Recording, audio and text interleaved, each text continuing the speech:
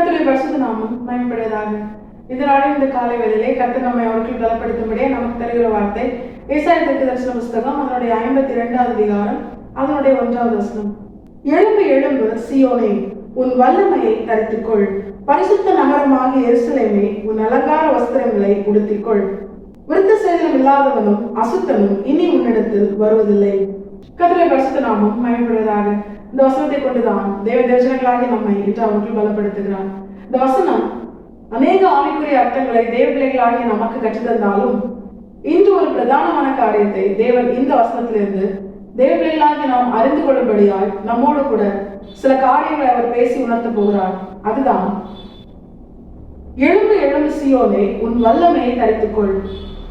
பரிசுத்த நகரமாகிய எருசலேமே, உன் அலங்கார வஸ்திரங்களை உடுத்திக்கொள். சீயோனும் எருசலேமும் எதை உணர்த்துகிறது தெரியுமா?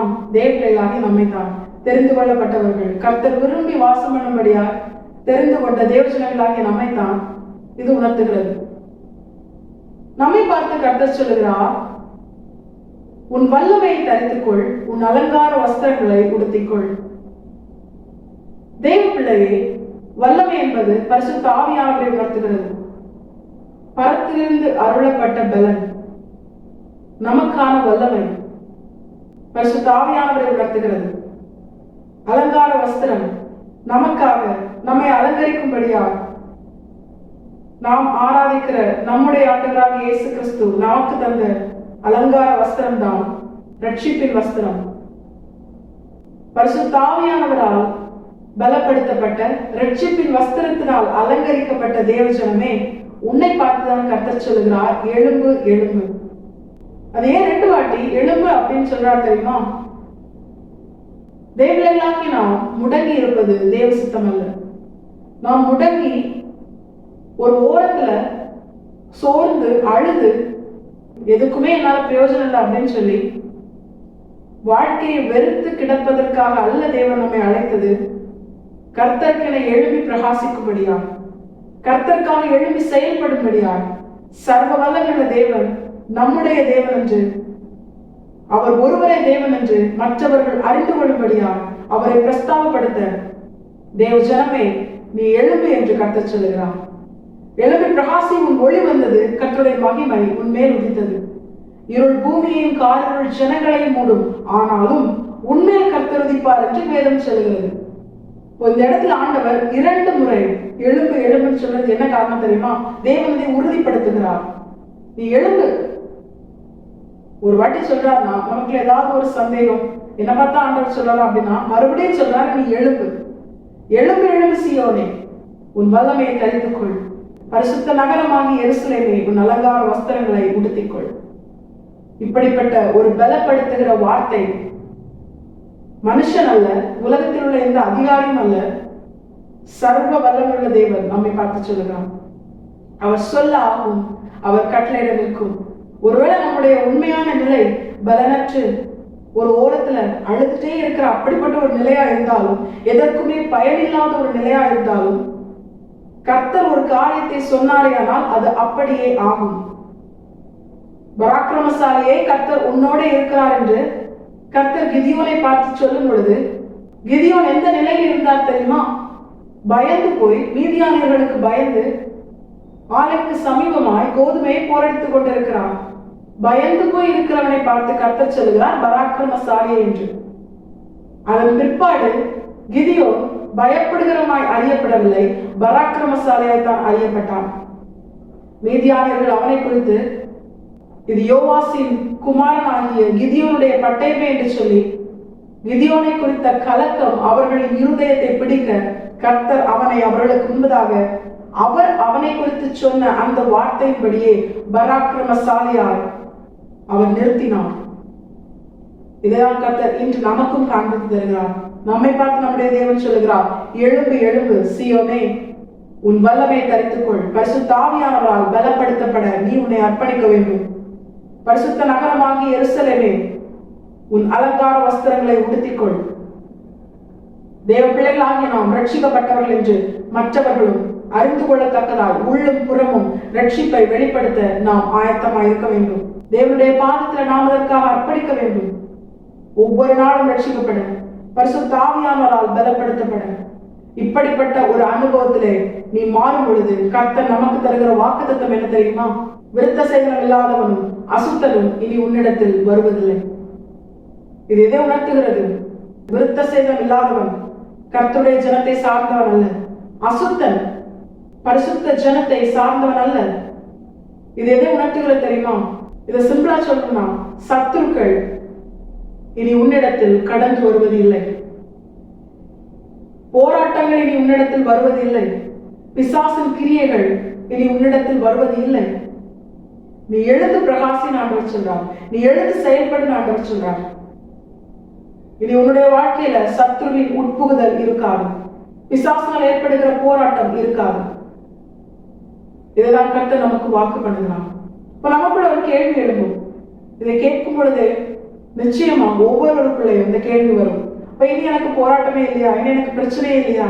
இனி என்னுடைய வாழ்க்கையில சத்துருவின் கிரியை எதுவுமே இருக்காதா அப்படின்னு கேட்டா, எல்லா காரியத்தையும் வேதம் நமக்கு தெளிவாய் காண்பித்து தருகிறது. அதுதான் ஆண்டவராக இயேசு கிறிஸ்து சொல்றாரு, உலகத்தில் உங்களுக்கு உபத்திரவம் உண்டு, ஆனாலும் திடன் கொள்ளுங்கள், நான் உலகத்தை ஜெயித்தேன். இப்ப இந்த ரெண்டு வசனத்தையும் நம்ம கம்பேர் பண்ணி பார்த்தோம்னா, உலகத்துல உபத்திரம் இருக்கும். உன்னுடைய வாழ்க்கையில பிசாசு என்ன பண்ணுவான்? போராட்டத்தை கொண்டு வருவான், துன்பத்தை கொண்டு வருவான், உனக்கு எதிர்த்து சில மனிதர்களை ஏவி விடுவான். எல்லா காரியங்களும் அது நடந்துட்டே தான் இருக்கும், உபத்திரம் இருந்துட்டே தான் இருக்கும். ஆனா கர்த்தர் சொல்லுகிறது என்ன தெரியுமா? அவன் உன்னிடத்தில் வருவதில்லை. இப்ப இதை தியானிக்கும் பொழுது கர்த்தர் இதற்கு ஒரு எக்ஸாம்பிளா காண்பித்து தந்த மனிதன் தான் எசேக்கியா ராஜா, யூதா தேசத்து ராஜாவாகிய எசேக்கியா ராஜா. எசேக்கியா ராஜாவுக்கு விரோதமாய் அசீரியனின் ராஜாவாகிய சனகரிப் வந்தான்.